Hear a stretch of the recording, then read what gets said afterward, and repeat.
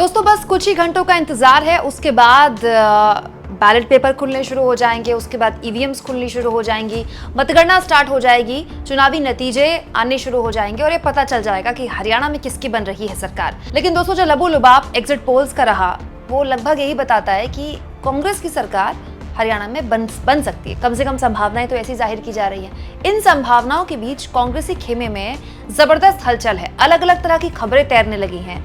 हर नेता अपनी दावेदारी मजबूत करने लगा है मुख्यमंत्री की कुर्सी पर।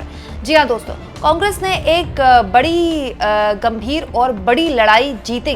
दोस्तों कांग्रेस पार्टी के अंदर से अलग अलग तरह की खबरें आ रही हैं कि हरियाणा में मुख्यमंत्री कौन बन सकता है अगर कांग्रेस पार्टी हरियाणा में चुनाव जीत जाती है। तो कुछ उम्मीदवारों के नाम आपने भी सुने होंगे और कुछ उम्मीदवारों के नाम मैं भी आपके लिए लेकर आई हूं। एक सरप्राइज नाम है जो हर किसी को हैरान कर सकता है। वो नाम कौन है ये भी मैं आपको बताऊंगी। सबसे पहले और संभावित चेहरे जो हैं वो तो भूपेंद्र सिंह हुड्डा ही हैं। तो सब जानते हैं सीनियर हुड्डा यानी कि भूपेंद्र सिंह हुड्डा ने हरियाणा में 10 साल का शासन दिया है और हरियाणा के लोगों को वो सरकार याद है, बहुत पुरानी सरकार नहीं है वो। और दोस्तों भूपेंद्र सिंह हुड्डा के इर्द गिर्द ही पूरा का पूरा चुनाव कांग्रेस पार्टी ने लड़ा है। सबसे ज्यादा टिकट सीनियर हुड्डा के कहने पर बांटे गए या फिर कह लीजिए हुड्डा परिवार के कहने पर बांटे गए। प्रचार भी सीनियर हुड्डा ने घूम घूम कर किया। एक वक्त में कुछ दिन तो ऐसे भी हो गए थे कि हुड्डा साहब ने करीब एक दिन में 12-13 अलग अलग जनसभाएं की हैं। इसके अलावा दीपेंद्र हुड्डा ने एक पूरी यात्रा निकाली, उस यात्रा में भी उनको जबरदस्त जन समर्थन मिला है। दोस्तों भूपेंद्र सिंह हुड्डा ने न केवल राजनीतिक तौर पर पूरी ताकत झोंकी, मैनेजमेंट भी हुड्डा का था और मसल पावर भी भूपेंद्र सिंह हुड्डा की थी। फंड जनरेशन, चुनाव लड़ना, चुनाव जीतना एक बड़ा खर्चीला काम है, आपको पता है। इसके लिए पैसे की जरूरत होती है, एक एक रैली लाखों में होती है हमारे देश में। वो सब इतना आसान नहीं होता है। वो सब कुछ वो जिम्मेदारी भी हुड्डा की थी, भूपेंद्र सिंह हुड्डा की। तो जाहिर तौर पर पहली दावेदारी तो हुड्डा साहब की है। आज एक प्रेस कॉन्फ्रेंस में एक महिला पत्रकार ने हुड्डा साहब से पूछा कि किसी नए नाम का ऐलान हो सकता है क्या, कोई नया युवा चेहरा सामने आ सकता है क्या। तब हुड्डा साहब ने कहकर एक तरह से अपनी दावेदारी पेश कर दी कि मैं आपको क्या लगता हूँ। हालांकि ये बात सही है दोस्तों कि भूपेंद्र सिंह हुड्डा कभी भी राहुल गांधी के चहेतों में से नहीं रहे, लेकिन ये भी बात सच है कि दीपेंद्र हुड्डा राहुल गांधी के करीबी हैं और दीपेंद्र हुड्डा का नाम भी काफी चर्चा में है। जी हाँ, ये हो सकता है दोस्तों कि भूपेंद्र सिंह हुड्डा यानी कि सीनियर हुड्डा एक बैक साइड ले और उनके बेटे को मुख्यमंत्री बना दिया जाए। इस तरह की चर्चा काफी आगे बढ़ चुकी है। हरियाणा के पत्रकार है मनदीप पुनिया, इनके यूट्यूब चैनल में आपने इनकी वीडियोस भी देखी होगी और किसान आंदोलन में इन्होंने बहुत शानदार कवरेज की थी। मनदीप पुनिया बताते हैं डिबेट बहुत आगे पहुंच गई है, दीपेंद्र हुड्डा चीफ मिनिस्टर बन जाएं, इस खबर पर हैरान मत होइएगा। हुड्डा कैंप अब चर्चा इस बात पर चली हुई है कि मुख्यमंत्री पिता होंगे या बेटा। भूपेंद्र हुड्डा ऐसे नेता हैं जो आखिरी तक अपने पत्ते नहीं खोलते। अब बहुत से लोग ये भी कह रहे होंगे कि अगर हुड्डा को ही सीएम बनाना था तो फिर कुमारी शैलजा ने अपने सीएम की दावेदारी इतनी मजबूती से क्यों रखी। दोस्तों इसका जवाब तो मैं आपको चुनाव के दौरान ही दे चुकी हूँ। कुमारी शैलजा जब अपने आप को सीएम कैंडिडेट घोषित कर रही थी तो वो ये जानती हैं कि वो सीएम, उनका सीएम बनना इतना आसान नहीं है। बनने को तो कोई भी बन सकता है अगर चुनाव जीत गई कांग्रेस तो, लेकिन कुमारी शैलजा के लिए मुश्किल ये आएगी कि उनके कहने पर टिकट बहुत कम बांटे गए हैं। मुश्किल से 4 या 5 उम्मीदवार उनके कहने पर उनके समर्थन में आप कह सकते हैं कि उनको टिकट दिए गए हैं। तो जब आपके पास विधायकों की संख्या ही नहीं है तो फिर आपकी दावेदारी सीएम के पद पर वैसे ही कम हो जाती है। हालांकि कुमारी शैलजा को लगातार बयान देने दिया गया और उसके पीछे की रणनीति ये कही गई कि ऐसा करके जिस वर्ग से आती है कुमारी शैलजा उस वर्ग में भी संदेश जाए कि दलित मुख्यमंत्री भी बन सकता है। तो कुमारी शैलजा का नाम आप उसे उस लिस्ट से हटा नहीं सकते। कुमारी शैलजा की दावेदारी कमजोर भले ही हो, लेकिन कुमारी शैलजा अंत तक सोनिया गांधी से मुलाकात करने के बाद भी अपनी दावेदारी मजबूती से रखती रही सीएम बनने की। तो कुमारी शैलजा नेहरू गांधी परिवार की करीबी रही हैं, उनका सीएम बनना भी चर्चा में है। दोस्तों इस बीच रणदीप सुरजेवाला के समर्थक उनके नाम का भी चर्चा करने लगे हैं कि उनका नाम क्यों ना मुख्यमंत्री की रेस में आगे रखा जाए। हालांकि रणदीप सुरजेवाला क्या इतने बड़े नेता हैं, हरियाणा के पैन हरियाणा नेता हैं, इस पर बहस की जा सकती है, लेकिन चर्चा तो हर कार्यकर्ता अपने नेता की करता ही है। लेकिन एक नाम है दोस्तों जो कि डार्क हॉर्स बनकर उभर सकता है और उस नाम का जिक्र यहाँ पर करना बहुत ज़रूरी है। राहुल गांधी ये चाहते हैं कि उनका जो दलित वोट बैंक है, दलित बेस है जो मजबूत हुआ है लोकसभा चुनाव के बाद, उसको वो और मजबूती दे और इसीलिए ऐसी चर्चा है कि हो सकता है कि किसी दलित को मुख्यमंत्री बनाया जाए जो कि कुमारी शैलजा ना हो।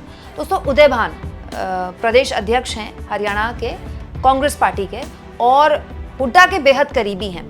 हुड्डा के कहने पर ही उनको प्रदेश अध्यक्ष बनाया गया था और वो हुड्डा कैंप के ही माने जाते हैं। तो ये कहा जा रहा है कि उनके नाम को लेकर भी चर्चा है और मीटिंग्स में इस बात को लेकर भी चर्चा है कि इससे एक तीर से कई निशान होंगे। हुड्डा कैंप को भी आप साथ लेंगे क्योंकि उदयभान अगर सीएम बनेंगे तो वो एक तरह से सीनियर हुड्डा के ही आदमी होंगे। दूसरा, एक दलित चेहरे को मुख्यमंत्री बनाना अपने आप में कांग्रेस के लिए एक बहुत बड़ा दाव होगा। तो ये भी चर्चाएं हैं। ये भी हो सकता है दोस्तों कि एक मुख्यमंत्री और एक डिप्टी सीएम भी बनाया जाए, या फिर ये भी हो सकता है कि एक मुख्यमंत्री और 2 डिप्टी सीएम बनाए जाएं। इस बात को लेकर चर्चा है क्योंकि हरियाणा में तो दुष्यंत चौटाला डिप्टी सीएम के तौर पर रहे हैं। तो ये भी हो सकता है कि एक डिप्टी सीएम शैलजा के कैंप से बनाया जाए, या फिर ये हो सकता है कि एक डिप्टी सीएम दलित बना दिया जाए और हुड्डा कैंप से एक सीएम बना दिया जाए। अब वो सीनियर हुड्डा होंगे कि जूनियर हुड्डा होंगे, इसको लेकर चर्चा चल रही है। लेकिन चर्चा हुड्डा फैमिली के इर्द गिर्द ही है क्योंकि उनका जो योगदान है इस चुनाव में वो बहुत बड़ा रहा है। ये बात सही है कि योगदान तो हर नेता का होता है, लेकिन एक होता है दोस्तों एंटी स्टैब्लिशमेंट लहर, एंटी इनकम्बेंसी होना, सरकार विरोधी लहर होना, और एक होता है उस लहर को अपने समर्थन में एक तरह से बदलना। वो काम भूपेंद्र सिंह हुड्डा ने पिछले 10 साल मजबूती से किया है।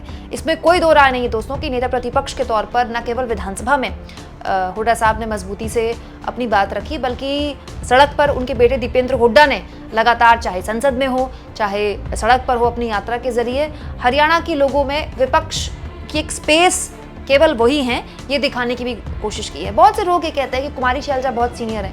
मैं भी मानती हूँ दोस्तों, कुमारी शैलजा बहुत सीनियर है और पार्टी के अध्यक्ष भी रह चुके हैं, केंद्र मंत्री भी रह चुके हैं। पार्टी ने भी उनको बहुत कुछ दिया है, उन्होंने भी पार्टी को बहुत कुछ दिया है। लेकिन मैं एक सवाल पूछना चाहती हूँ, कुमारी शैलजा ने पिछले 10 सालों में विपक्ष की नेता के तौर पर हरियाणा में अपनी कौन सी बड़ी छाप छोड़ी?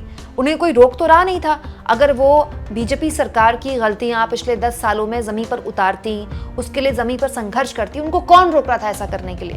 दोस्तों, कुमारी शैलजा वो नहीं कर पाई जो हुड्डा फैमिली ने किया, और इसीलिए हुड्डा फैमिली का जो पूरा का पूरा दाव है, जो दावेदारी है मुख्यमंत्री कुर्सी के नाम पर, वो बहुत प्रमुखता से चल रही है। अब देखना बड़ा दिलचस्प होगा दोस्तों, क्योंकि दिल्ली में इस वक्त जबरदस्त तरीके की हलचल है, कैंपिंग चल रही है, तमाम तरह की चर्चाएं चल रही हैं। हाँ, लेकिन ये माना जाएगा कि मुख्यमंत्री हो या आने वाली हरियाणा की कैबिनेट हो, अगर कांग्रेस पार्टी की सरकार बनती है तो उसमें भूपेंद्र सिंह हुड्डा की बहुत बड़ी छाप देखने को मिलेगी।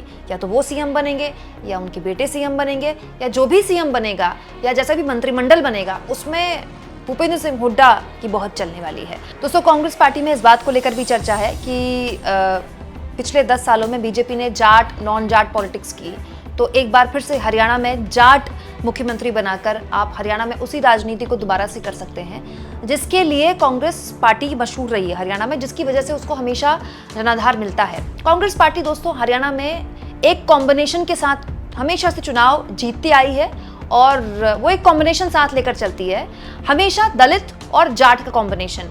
ये आपने हमेशा देखा होगा हरियाणा में, इस बार नहीं, हमेशा से, कि अगर मुख्यमंत्री जाट होता है, जाट बिरादरी से होता है, तो प्रदेश अध्यक्ष दलित होते हैं दोस्तों। इसीलिए एक वक्त में अशोक तंवर को भी प्रदेश अध्यक्ष बनाया गया था, क्योंकि वो भी दलित जाति से आते हैं। तो ये कॉम्बिनेशन एक बहुत ही विनिंग कॉम्बिनेशन रहा है कांग्रेस पार्टी के लिए हमेशा। दलित, जाट और मुस्लिम, 4% के आसपास मुस्लिम आबादी है। तो क्या इन तीनों को किस तरह से साध पाती है कांग्रेस पार्टी हरियाणा में अगर वो चुनाव जीत जाती है? तो इसको लेकर तमाम तरह की चर्चाएं हैं, जो चर्चाएं हैं वो मैंने आपके सामने वैसे ही रख दी। आप किस नाम पर दोस्तों मोहर लगाते हैं? आपके हिसाब से किसके सीएम बनने की संभावना ज्यादा है?